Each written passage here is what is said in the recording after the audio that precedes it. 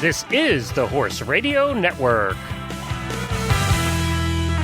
This is episode 144 of the Stable Scoop Radio Show on the Horse Radio Network. Doc Carlton and Sidelines Magazine. Please support our sponsors as they make this show possible. This episode is sponsored by Equestrian Collections, for the whole universe of equestrian shopping at your fingertips at a price you can afford at equestriancollections.com. Plus, for the ultimate in horse treats, visit Uncle Jimmy's, and you can find them at uncle-jimmys.com.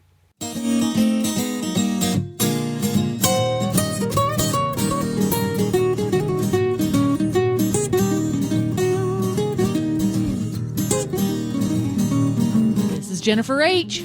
And I am Glenn the Geek, and you're listening to the Stable Scoop Radio Show on the Horse Radio Network. Yes, I am here with my lovely wife, Jennifer, who's also the producer of the Horses in the Morning show. I like that. The producer. Yeah, we could call you the producer from now on. There was a movie like that, wasn't there? Broadway play. Yes, oh, the producers. That's right, the producers. That's right, yeah. We never got to see that. That's one I actually did want to see. Should I be, am I Jason Lane or am I Matthew Broderick? Boy, that's a good question. I'm not answering that because I'm the husband. You're going to plead the fifth. No that's right answer. I'm not going there. So, everybody, Helena will be back again next week. We did manage a couple of the interviews, and the guests we have this week, she was able to participate in, but just had a schedule conflict. So she'll be back again next week on Stable Scoop as usual. Jennifer and I are here to guide you through the program today, and we do have two great guests for you. One is Erin Gilmore. She's the web editor of Sidelines Magazine, and Sidelines Magazine is one of those fun it's very unusual in the horse world. I think it's the only one, actually. Sidelines is the Parade magazine. No, it's People. They like to say they're the People magazine of the horse world. It's People magazine. It's chock-a-block full of really great stories about the people involved in horses. More than the horse themselves. You're probably a lot less likely to see training tips. No training tips. Than you are fashion tips. But if you want to know who's wearing what and who's dating who, then Sidelines Magazine is for you, or who got hurt recently. So that we're going to be bringing that to you here very shortly. We did an interview with Erin Gilmore from Sidelines Magazine a little earlier in the week, and we'll be happy to bring that to you. And then you and Helena got to talk to Doc Carlton. Let me tell you, we'll tell them in a little bit here when we met Doc Carlton and why we had him on the show. But first, let's talk about one of our sponsors, and that's Uncle Jimmy's. You know, Uncle Jimmy's makes the best horse treats out there. They're fun. First of all, the marketing is genius. Uncle Jimmy's hanging balls. How can you beat that? Uncle Jimmy's squeezy buns. And one of the products that we really like is Uncle Jimmy's squeezy buns. But he has a new product you just talked to him about the other day. Uncle Jimmy's hanging balls, but it's the big ball, right? It's the Big Licky. The Big Licky, that's right. Licky. It's really awesome. His now famous Uncle Jimmy's Licky thing? Uncle Jimmy's Licky thing, which is the hanging horse treat that's both a toy and a treat, because you hang it from the ceiling of your barn, and he has to chase it around to lick it, just like he chases his friends to play lip tag on halters. And they've decided to make a super-sized one for horses who are on stall rest or spend a lot of time indoors, where they really spend a lot of time chasing the toy. And it's an awesome product. It's another great quality product from Uncle Jimmy's, and it will last and entertain your pony for hours on end. So he spends less time sticking his hay net in his mouth and using it for a chew toy. Well, and they also have a product if you're concerned about sugar consumption, like with the molasses and things that are in horse treats. They have a sugar-free version of Uncle Jimmy's Hanging Balls, so you can check that out also on their website. And their website is uncle-jimmys.com. We highly recommend it. And, of course, they're for sale at most tack shops and feed stores across the country. Look for them, and if your tack shop isn't carrying them, tell them they need to get in Uncle Jimmy's brands of products. Well, let's get our first guest on here, Jennifer. This is an interview that Helena and I did earlier in the week with Erin Gilmore, web editor of Sidelines Magazine. Well, hi, Erin, and welcome to the Stable Scoop Show. Thank you. Happy to be here. Well, it was fun. I got to meet Erin a couple months ago at a conference we were at together, and we got to hang out and chat. And Erin works for one of the most unique magazines in the horse world, and I like it because it's different. You know me, Helena. I just like the different stuff. I don't like when everything's the same. So, and then she handed out the magazines. I hadn't seen one in a while. And she handed out the magazines there, and I sat down and I read it the next day, and it was like, okay, we got to get Erin on a show to talk about your magazine. So tell everybody who you work with. Right. Well, I work with Sidelines magazine, and you're right. We are different, and we're different in a really special way. We like to call ourselves the people magazine of the horse world. You know what's funny is I said to Helena, and I didn't know you were going to say that. I said to Helena before we started recording, I said, they're the people magazine of the horse world, but I'll never say that because I don't want to insult them. And there, you did it. No, it says it right there on our Facebook page, actually, that people like to call us people magazine of the horse world because we write about the people in the horse world for the disciplines we cover. We cover all the Olympic disciplines, actually not reining, and polo and fox hunting, too.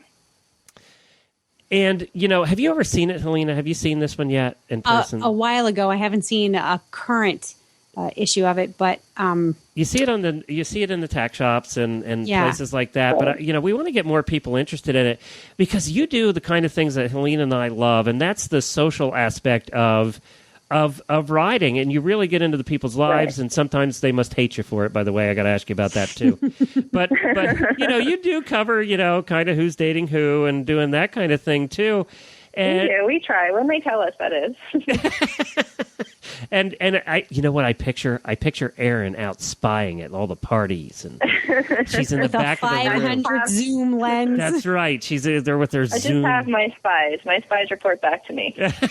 You have people. You have people. Yeah, that's people. But it's true. We are, like, I always hear this, the horse world is so small. And I think that's a great thing. I love to hear when so-and-so is going out with so-and-so, or these people know each other. And because I think even though it can get a little testy sometimes, to me, it's comforting to know that we're all connected, that it's a community. Well, yeah. We are all connected, and we try and stay away from the testy side of it when possible. But we also do bumps and bruises, who's fallen off lately, who's getting better, who moved, who bought a horse, all kinds of things. See, bumps and bruises. Perfect. Hey, Helena's now sitting there right now with a knee brace on because she fell off. Can we get her in the next edition? Oh, no. Oh, yes. Radio celebrity gets dumped. Fall off. I didn't get dumped.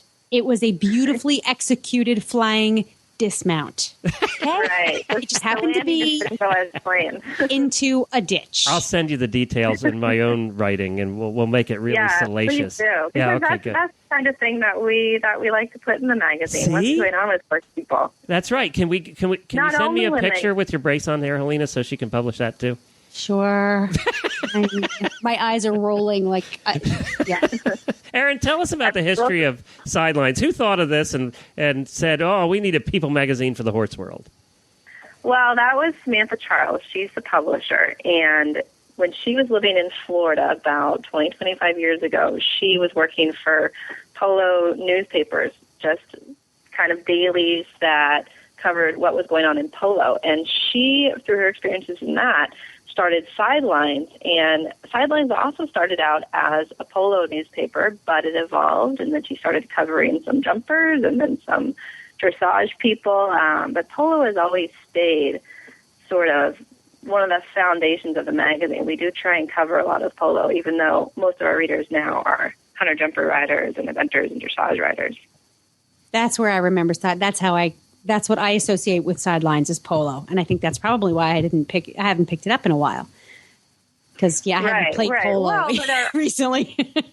Not to say that polo isn't worth writing about and reading about, because it's a great sport. I played it myself for about 5 years. But we've sort of expanded where we have these 5 or 6 disciplines that we cover. And there are always people to talk about in all of those disciplines, as you know. So we have a lot of fun interviewing people and finding out who's coming up, or maybe a horse story. We also have a strong focus on rescue horses. We have a column called Second Chances that's all about success stories from horses that have been rescued from various situations. So we try and give back in that way. We post needy nags for free. Needy nags are horses that are in need of homes that rescues will send us, and we'll put those in the magazine every month. And we help to rehome a lot of horses in that way, actually.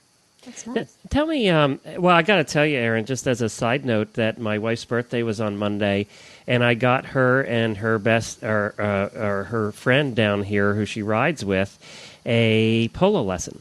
So, oh, did you? Yes, and they're so excited about doing. You know, I think every horse girl would love to try polo, but never get the chance to.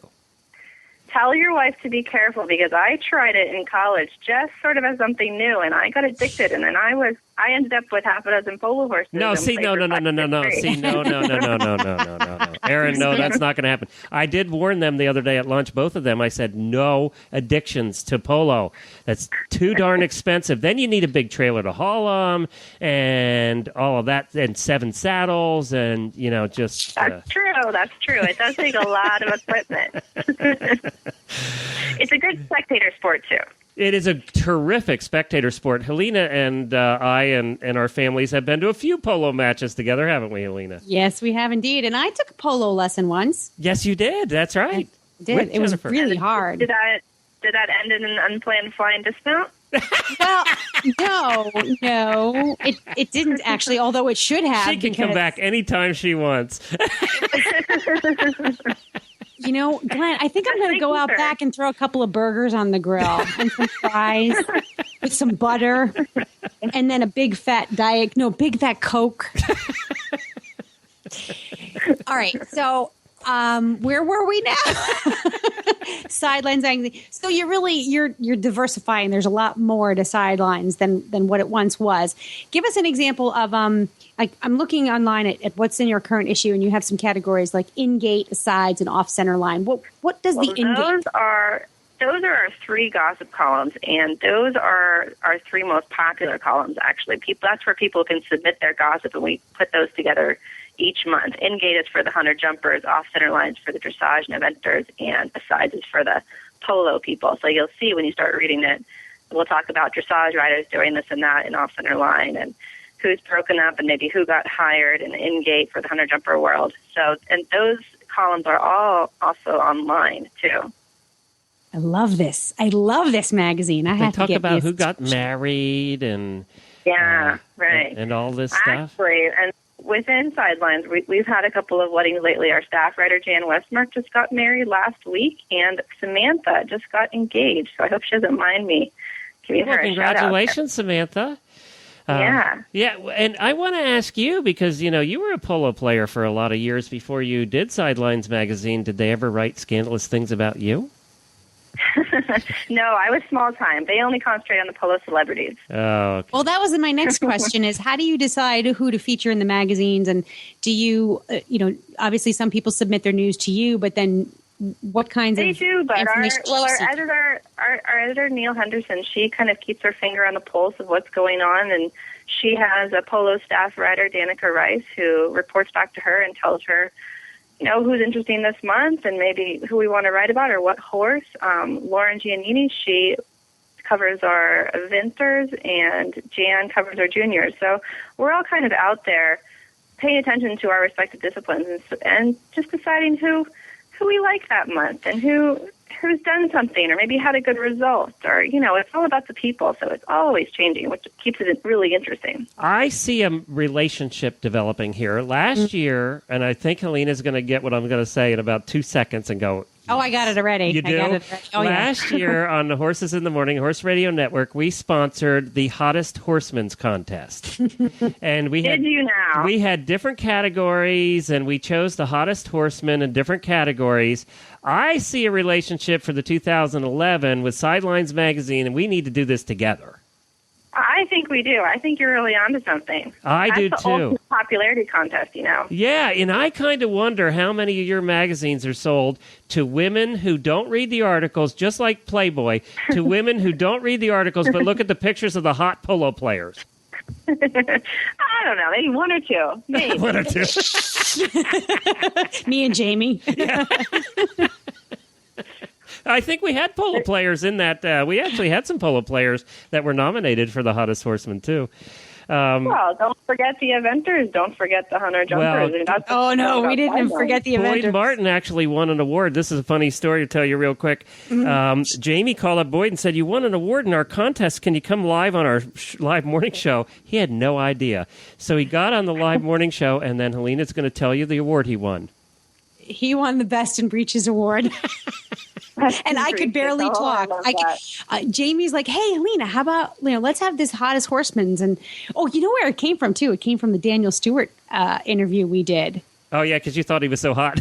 That was the whole thing. The whole thing started. She said, "Would you do a clinic with Daniel Stewart?" So anyway, long story short, I can't. Look, I get so tongue tied when we start talking about hot horsemen. I can't do it. Wow. So Boyd's on the phone.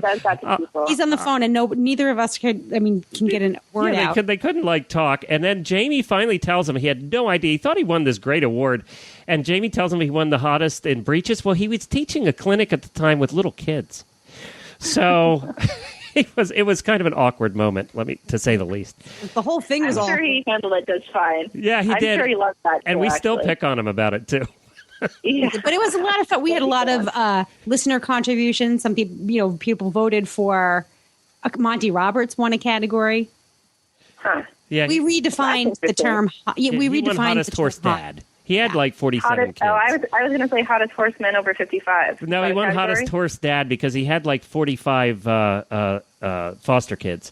So he had to get that. It was just maybe required. We should rename it, Glenn, to the senior division or masters. Maybe we masters. Yeah, we can have a masters. Yeah, I like that. Right. I think Sidelines can get involved in that. Actually, I think we're going to talk about that pretty soon. We need to do that. We usually do it around New Year's. We have the last show of the year we do on Horses in the Morning is that award show. So we'll have to start planning that soon. We're going to talk. Well, I would like to know how I could get my hands on a subscription because I'm really starting to dig Sidelines magazine. So how does the average person get? Well, you send me a picture of your knee laid up and I'll send you a free copy. But in addition to that. Now, how does everybody else get a subscription? Everybody else can subscribe to it online on our website. And actually, I've got to tell you that we're getting ready to launch a brand new website. Hopefully in a couple of weeks. We've been working very, very hard on it. You can get an online subscription. You can go to our Facebook page and buy single issues that'll come right up on your iPad, which I just got an iPad, and it's a pretty fun way to read it. Mm-hmm. And you can pick it up at the right horse shows and the right tack shops around the country. It's pretty widespread. We're more and more on the West Coast in California, and we're all over the East Coast, up and down. So sometimes you got to look for it, but it's out there. And once you start reading it, then you want to see what's in the next issue and who we're featuring, who we're talking about. Is it monthly, Erin? Is it mostly what? Is it monthly? Is it a monthly magazine? Oh, yeah, monthly. Mm-hmm. Okay, it's monthly. And I'm just looking here online. I'm at sidelinesnews.com. And I clicked on subscriptions, and it looks like it's $29.95 for the year, so that's no big deal. That's right price. And it's a beautiful magazine, full color, glossy. You're going to see those polo players in all their finery. You're going to see them looking good. You will. Does it have a centerfold? You can buy them one at a time if you want to. You know what? That might be something we want to work out with you. Centerfold of the month. I don't know, hottest horseman of the year. Yeah. We should talk about that. We should have 12 awards, and you can put a different one in each next year's magazine. I don't know if my editor would go for that, but maybe if you can convince her. Well, that's Sidelines Magazine. Thank you so much, Erin, for joining us. We appreciate it. This has been fun. Thank you. I had fun, too. Well, we're back. That was fun. She's a lot of fun. We enjoy having Erin on. We're going to try and get her back on more often. That's what our shows are about. Fun. Their magazine's about fun. It's kind of a match. And who knows? Maybe we will get to get together with them to work on the hottest horseman for 2011 awards. Well, maybe they'll put out a calendar for us. Ooh, there we go. We can have a calendar. Calendar. Yes. I'm going to have to lose a lot of weight, though, if I want to be the hottest horseman host of 2011. I'm going to have to lose a lot of weight, I think. Hottest podcast host. But I lost another 2 pounds since we started a couple weeks ago here in Stable Scoop when Helena talked about nutrition and stuff. Disgusting. I'm down 8 pounds. I think you're down, though, too. We're both working at it. My wife and I. You're 8, I'm 2. We're both working at it. 2. I lose weight fairly quickly, though, so I got to admit, it's easier for me. You know why? Because it's all hot air and it just, just comes out. Well, speaking of hot air, we're going to get to our next guest in a minute. Doc Carlton, you're going to want to meet him. He is your Cowboy's cowboy. And actually, Jennifer and Helena got a chance to talk to him earlier in the week. So we're going to be bringing him up here shortly. But first, I wanted to talk to you about Equestrian Collections. No hot air there. They really do deliver on what they promise. And if you're looking for anything, we're coming into summertime, whether it's fly sprays or things for the barn, or whether it's really nice breeches for hot weather riding. Really nice breeches. Mm-hmm. They carry Carrots breeches, which my wife has fallen in love with all over again. It has some new pairs of Carrots breeches. So you can find anything you're going to need for your husband, for your kids, for your horse, halters, tack, whatever it is. You'll find it at Equestrian Collections at a price you can afford. And they even make that better and more affordable now by offering you a coupon just exclusively for our Horse Radio Network listeners. You just put in Radio Show, all one word, Radio Show, at checkout in the coupon section, and you're going to get $10 off your next order of $120 or more. And as we know, it doesn't take long to spend $120 anymore at a tack shop. Two pairs of breeches. That's right. One for Saturday, one for Sunday. That's right. And you just got your latest pair of Carrots breeches in, so you're anxious to try those out. Oh, yeah. Which ones did you get this time?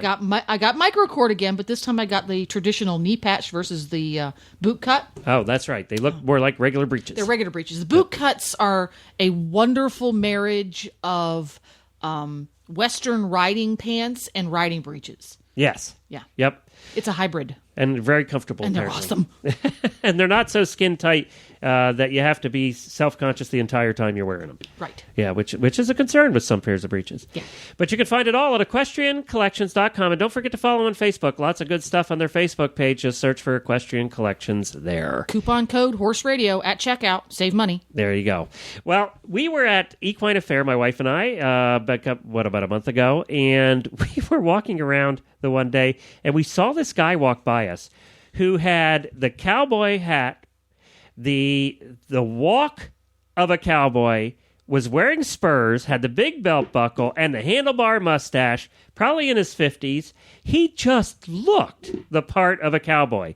And I said, look at him. He is just a classic.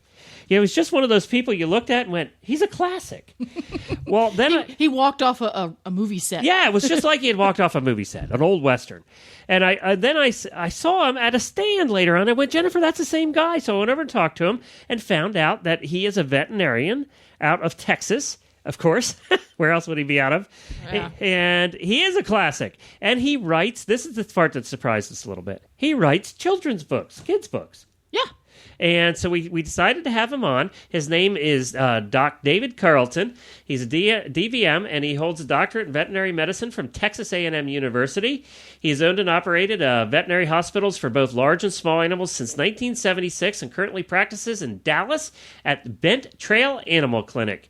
His wife Karen and his son Kyle have competed in many equine events with champion Arabians and quarter horses. By the way, Arabians was not something I expected to see behind Doc Carlton's name. And he also writes books. So he's a man of mystery. Yes, he's an author. So I can't wait. I haven't got a chance to listen to this interview that you and Helena did yet. So let's take a listen now. So welcome, Doc Carlton. Thank you so much for joining us on Stable Scoop today. I am in particular excited to have you on because I am an avid reader. And when we combine animals and veterinary medicine and farm life with books, I think it just doesn't get any better than that. So welcome to Stable Scoop. Oh, thank you very much. Appreciate you having me. Now, I know that Glenn and Jennifer had first discovered you at Equine Affair. Discovered. I like that. Yeah, really. And so what were you doing at Equine Affair? I was up there. I had a booth, and I was exhibiting the books and things like that, and I did some entertainment stuff for them like that. But being an equine practitioner, I felt like that was probably my audience up there. And now you've written several books. How many books have you written so far? I have actually 6 out. I have 4 in the veterinary series, which is basically animal vet short story books. Mm-hmm. They're real similar to, say, those by James Herriot.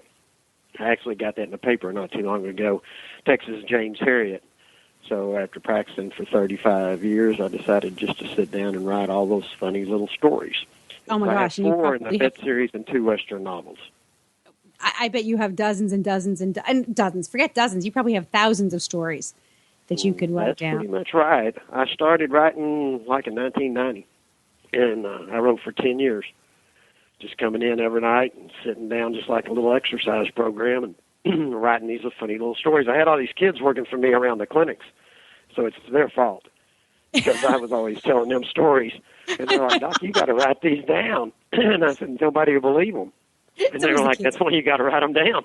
You know, it's just all the funny little things that happen. I mean, if it can happen, it will. And so I decided I'd just start writing them down. I thought I had 3 stories. I've probably got 2,000. Oh, wow. 2,000. So you've got plenty of more books yet to write, yeah? Oh, yeah. Yeah. Material's not a problem. You just go to work every day and they walk in the door.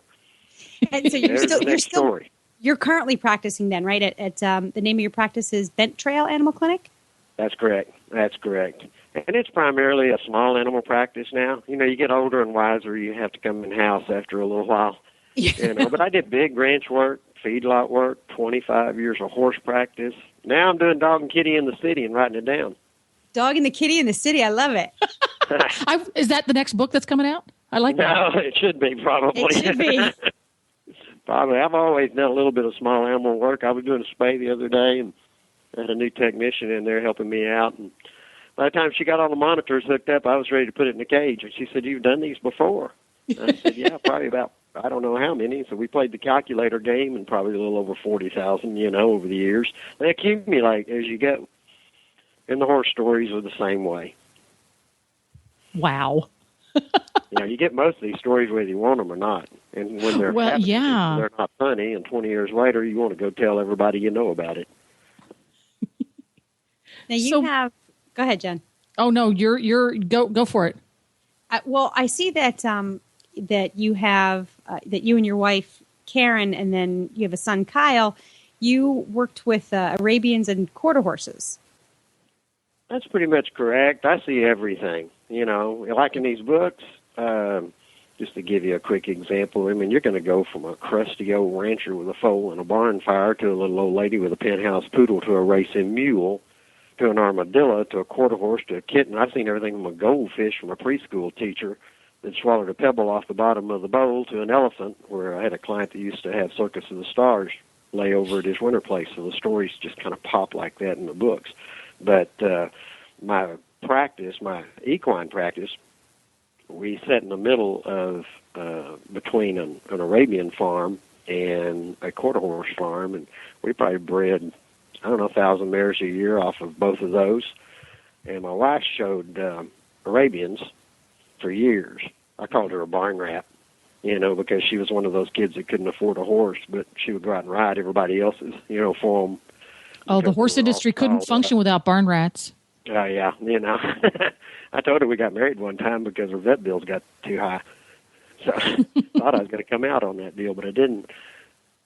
But, yeah, so we, you know, so in my market down here, we had a lot of big ranch work. We had stable work, and so it was either one owner, one horse, or it might be a big quarter horse farm, or like that Arab farm was a big show farm, and they kept, 30 horses or more on the road consistently, and there was probably 200 brood mares, and we stood like 8 different stallions, and it was pretty much the same thing over at the quarter horse farm. And then I showed reiners just as a pro-am, just a fun thing, whenever I could get out of town. Now, when you went to competitions, Doc, did you find folks got to know you? There's Doc. He's here to show this weekend. Did they do the famous, while you're here? Did you get that when you would compete? Oh, yeah. You get that. You can't go to a dinner party without getting that, but that's just part of it. I mean, nowadays it's kind of getting to be more of a job, although it seems like with a lot of these younger kids. But, when I came out, they gave us a roll of baling wire and a bottle of penicillin and a rope and said, go make a living. So it was a lifestyle. So you never got away from it. I mean, basically, if we were going to the Dairy Queen to get a Coke, we'd have to take 2 cars because I had a pager on and I was going to get beat before we could probably get a horse. Oh, yeah. So, and like you say, calling me Doc, I had clients for 20 years. I guarantee you they don't know my name. I'd see them in the grocery store, and it was, "Hey, Doc, how you doing? Hey, Doc." And that's one of the titles of one of the books, because that's all I heard all day long was, "Hey, Doc, have you called Ms. Jones? Doc, are you out to sew that horse up? Hey, Doc, would you mop that up off the floor?" So that's my, that's my criteria for one of the titles of one of the books. Maybe I should write a book, because I get that a lot. "Hey, Mom, can you mop that up off the floor?" All day long, So you must have, you must have gazillions of stories. How do you decide which ones you're actually going to invest in sitting down to write?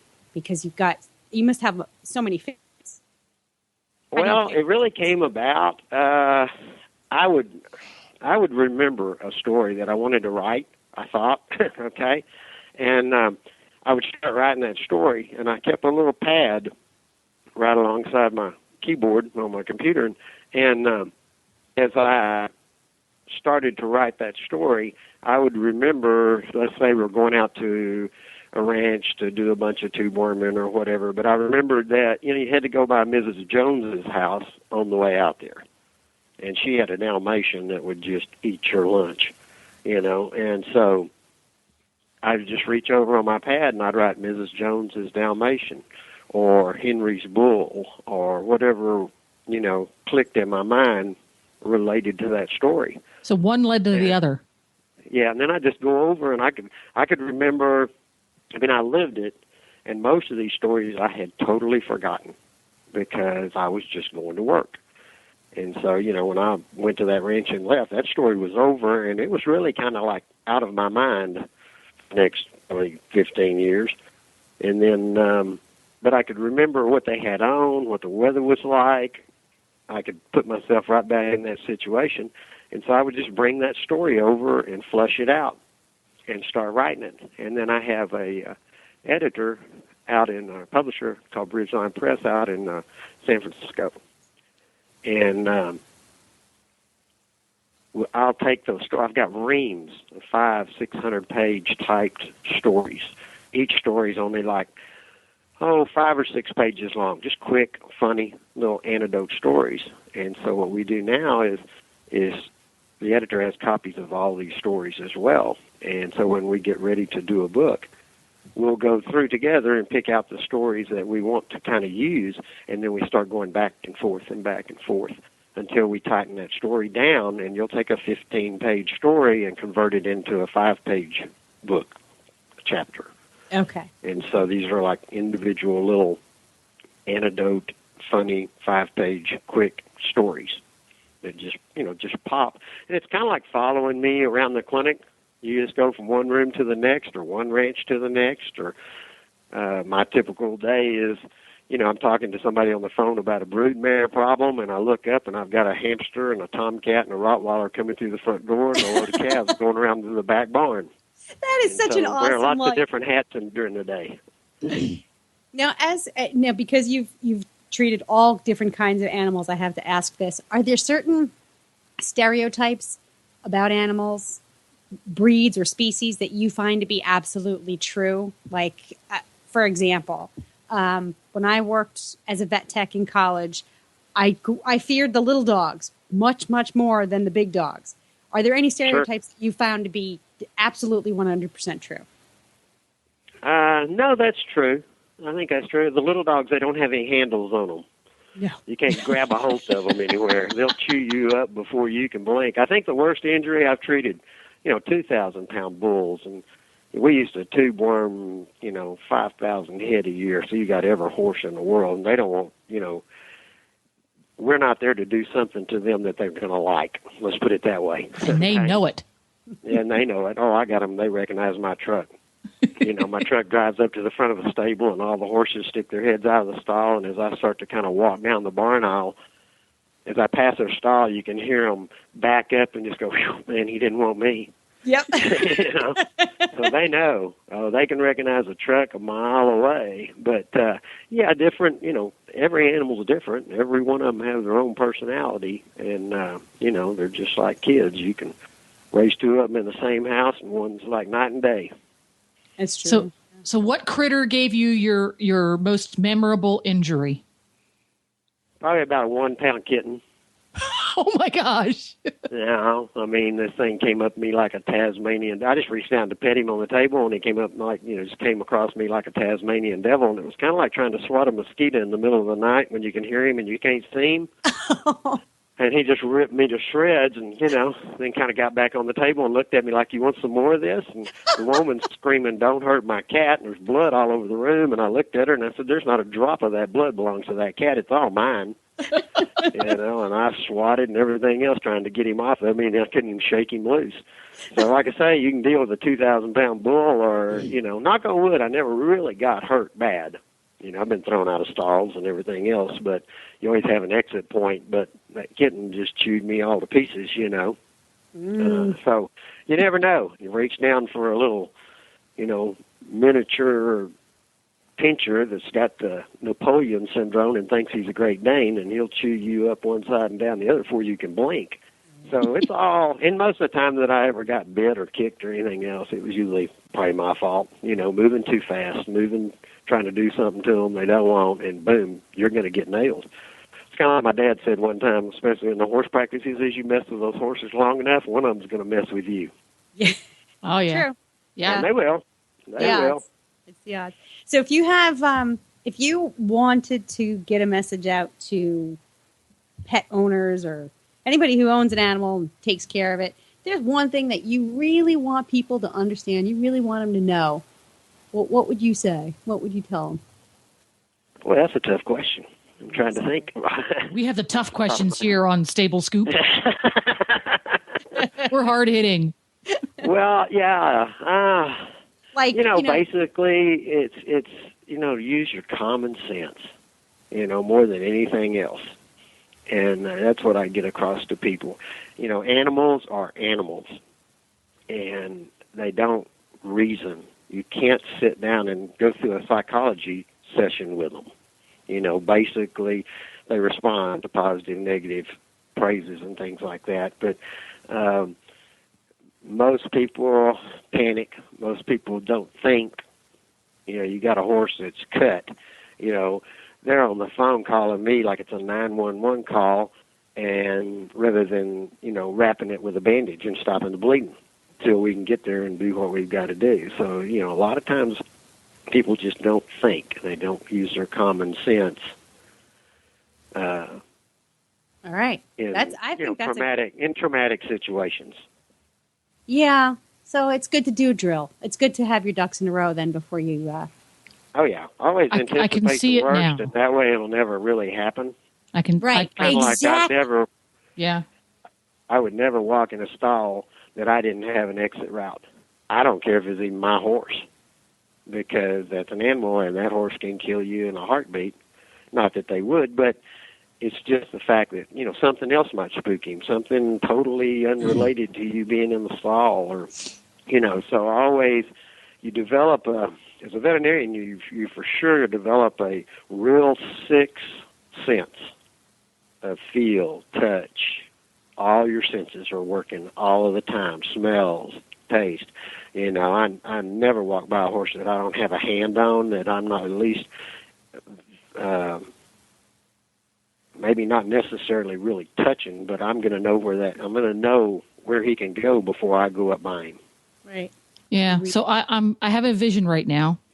We're going to be seeing on YouTube within the next 30 days, there's going to be a small demographic of the 9 to 12-year-old pet-loving set that will have heard Doc say, be prepared. And then Helena says, yeah, you should have a run-through.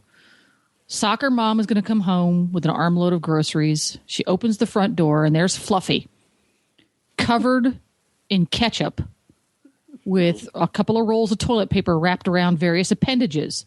And the 7 to 12-year-old set that's in the living room with him is saying, but Helena said we should have a run-through in case of an emergency. And I think and you know what? God bless those kids that do that, because they're the ones who are going to grow up. They're little veterinarians in training. To be the next docs. Really? Yeah. That's right. We need all of them we can get. There's a big shortage right now. I can seriously see Gracie doing that. What do you mean see her doing it? She's already done it. She's like, Mom, let's do a little bathroom surgery. She wants to cut the cat's nails. She wants to, heaven forbid one of the horses has a boo-boo. She's got to be there putting the goop on it. And, oh, yeah, or it'll be their teddy bear. It has bandages on every leg. Yep.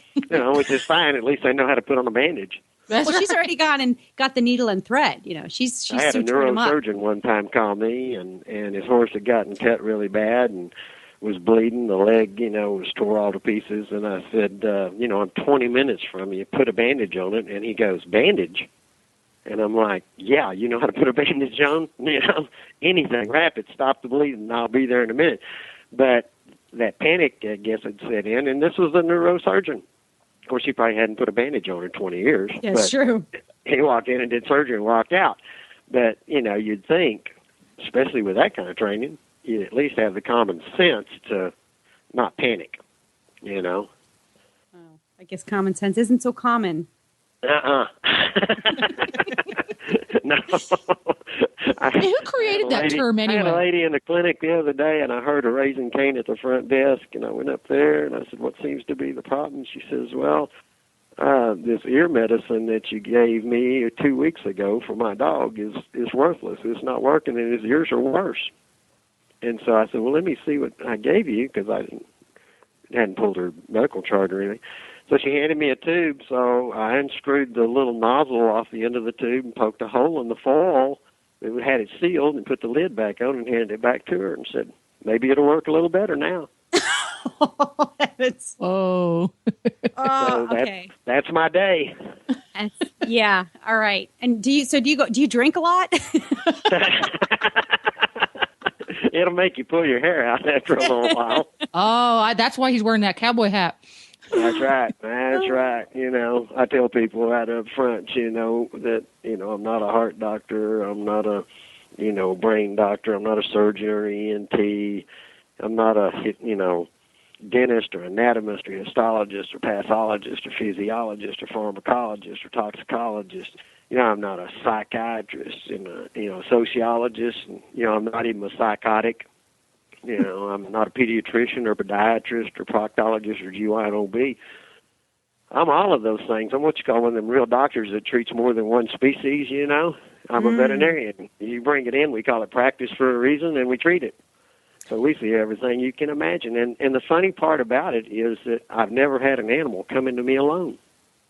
They always bring these two-legged things with them. So I've had doctors tell me, I guess you went to veterinary medicine so you wouldn't have to put up with people.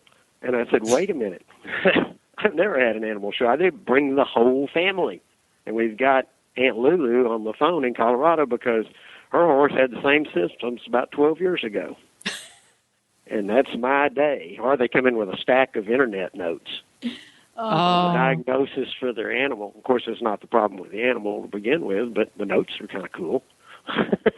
And that's something, you brought up a really good point. You forget, I guess, I always thought, well, veterinarians, you want to work with animals, you want to be an animal doctor, but that doesn't mean you don't have to deal with the people. Oh, yeah.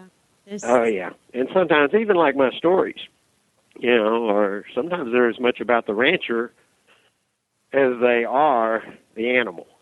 Yeah. Because, like I say, personalities, you think people, like I said, don't look like they're animals, kind of thing, or don't act like they're animals. And, I tell people right up front in these stories that I've treated everything that bites, stings, or crawls, and that includes my clients in some days when I make that comment.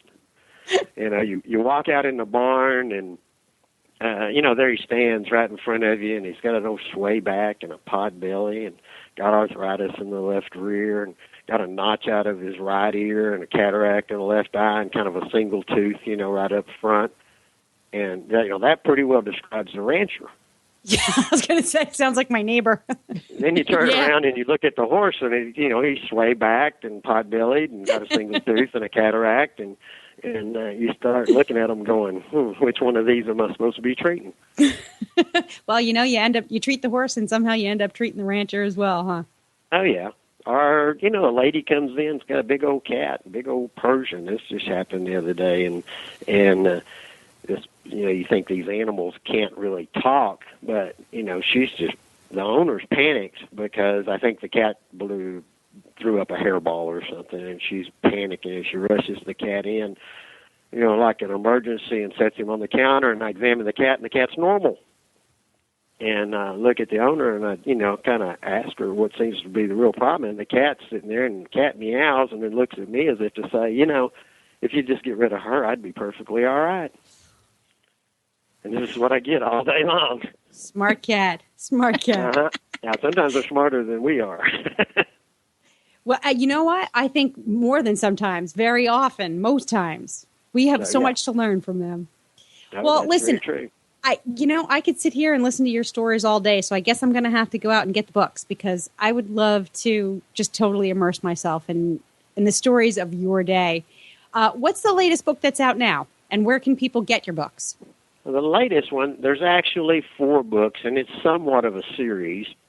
The first one is called Dallas Doc. The second one is Texas Doc. The third one is Hey Doc. And the fourth one is called Country Doc. And we're working on a 5th right now. It's just going to be called Doc. And the books can be bought online at www.dallasdoc.net. DallasDoc.net. We'll put a link to that. The fun part about it is these are all on the... I was out here selling to all these ranchers, all these dads and granddads. My oldest client is 92 years old. And now the books are on this accelerated reader program for middle school, where they read and get points on their AR grades, which is kind of a national reading program through the schools.